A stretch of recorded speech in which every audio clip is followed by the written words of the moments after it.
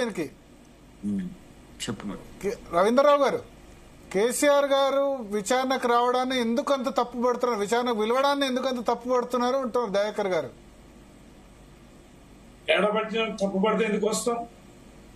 ఇవాళ అంటే ఇవాళ బయట కేటీఆర్ మాట్లాడారు, మిగతా వాళ్ళు మాట్లాడారు. మీరు భరత్ గారు ఇవాళ బ్లాక్ డే అని స్టేట్మెంట్ ఇచ్చారు ఆర్మూర్ ఎమ్మెల్యే జీవన్ రెడ్డి, కొద్దిసేపటి క్రితం నాకు పంపించారు. Black day, historical day. Bharat గారు హిస్టారికల్ డే ఇవాళ ఉన్నాడా జీవన్ రెడ్డి? ఇంకా ఉనికిలో భరత్ గారు చెప్పండి రవీంద్రరావు గారు. ఒక మాట, మన విద్యుత్ కమిషన్ కూడా వేసాడు. ఎల్ నరసింహారెడ్డి గారు జడ్జి, దానికి కమిషన్ చైర్మన్. ఆయనే ఇక రోజువారీగా ప్రెస్ మీట్లు పెట్టి డేటా రిలీజ్ చేస్తున్నారు. దాని మీద చర్చ జరిగింది, కంప్లైంట్ చేస్తే ఆయన తీసేశారు. దాని అర్థం ఏంటి? కమిషన్ చేయాల్సిన పని కమిషన్ చేయడం లేదు, కమిషన్ రాజకీయం చేస్తా అన్నారు. ఇక్కడ ఘోష్ గారి కమిషన్ ఇప్పుడు ఇంతకుముందు ప్రకాష్ గారు చెప్పారు, ఒక వ్యాలిడ్ పాయింట్ చెప్పారు. రోజు కాంగ్రెస్ నేతలు, మంత్రులు, లీడర్లు, బీజేపీ నేతలు మాట్లాడేది ఏంటి అంటే, కాళేశ్వరం ప్రాజెక్టు బాగా అవినీతి జరిగింది, అక్రమాలు జరిగింది, లక్షల కోట్లు తిన్నారు, బిడ్డ కక్కాలే, మొత్తం బయట పెట్టాలన్నారు. ఇప్పుడు ప్రకాష్ గారు ఏమన్నారు?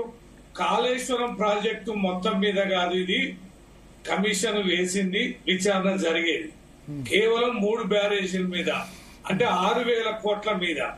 అది కూడా ఏంటి, సాంకేతికంగా ఇది నిర్మించారా, సాంకేతిక వైఫల్యాలు ఉన్నాయా, టెక్నికల్ అంశాల మీద ప్రధానంగా 6,000 కోట్ల బ్యారేజీ నిర్మించిన దాని మీద.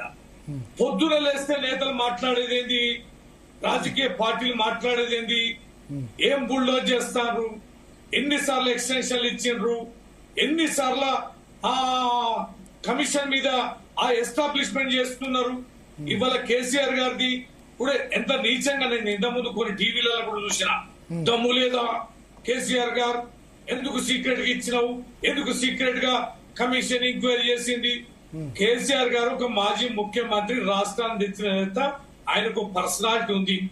కమిషన్ ఆయన దగ్గర నుంచి వివరాలు అడగదలుచుకుంది, స్పష్టంగా వివరాలు చెప్పాలి.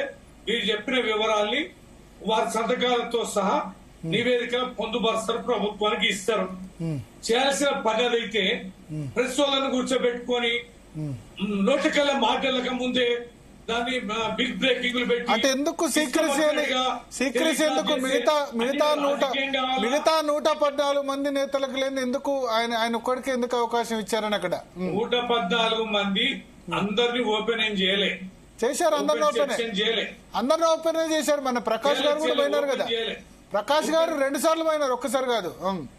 అంటే అభ్యంతరం వ్యక్తం చేసిన వాళ్ళను ఇన్ కెమెరా చేశారు. మరి కనుక్కోవాలి. నేను చెప్పాలా, ఎవరెవరు పోయినారు? స్మితా సబర్వాల్, చీఫ్ సెక్రటరీస్ పోయారు, అందరు పోయినారు కదా, చాలా మంది పోయినారు, ఇంజనీర్లు. కమిషన్ దగ్గర ఉన్న ఆప్షన్ కేసీఆర్ గారు ఏమైనా థ్రెట్ పెట్టి బ్లాక్ మెయిల్ చేసి, బ్లాక్ మెయిల్ కాదు, రిక్వెస్ట్ అండి.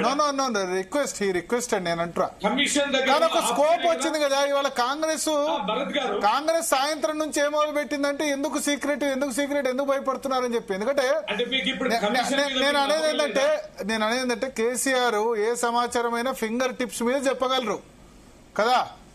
ఆయన మించిన వాగ్దాటి కలిగిన నేత ఇప్పటికీ రాష్ట్రం లేడంట. నేను ఇప్పటికీ తెలంగాణ రాష్ట్రం లేడు.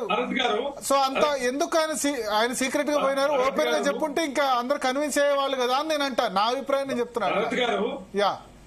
ఎవరు కన్విన్స్ కావాలి? కేసీఆర్ చెప్తే ఎవరినైనా కన్విన్స్ చేస్తారు కదా.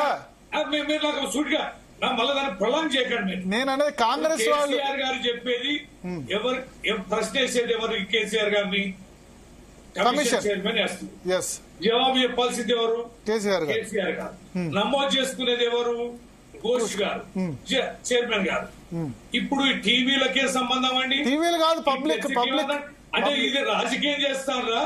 నిజంగానే దీని మీద దర్యాప్తు జరుగుతుందా? ఇది కదా కావాల్సింది. ఇది కదా ఇప్పుడు మీ బండారం బయటపడింది. దయాకర్ గారు, మీరు అనేది ఏంటి? చెప్పండి, ఎందుకు కాంగ్రెస్ మధ్యాహ్నం నుంచి ఎందుకు అందుకుంది?